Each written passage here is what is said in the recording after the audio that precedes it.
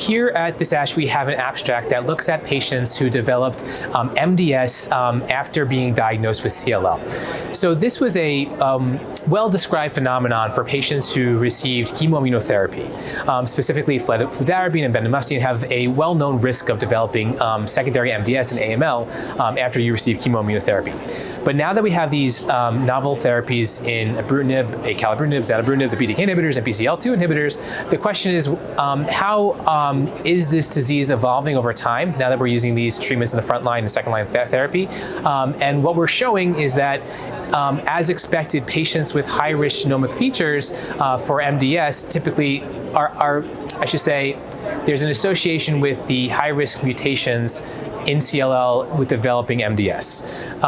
And I think that we have to look out for this phenomenon, especially for patients who are receiving venetoclax. Venetoclax is continuous therapy.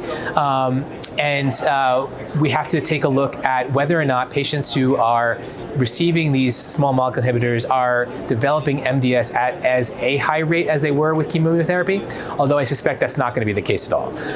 And we have to take a look at how these patients who do develop MDS, how do we treat them, because it becomes very difficult when they have a concurrent CLL, especially when dealing with cytopenias. So looking at whether or not patients with CLL who have a concurrent high-risk MDS mutation, they develop MDS, or if they develop a CCUS, should we be taking these patients to transplant sooner than later?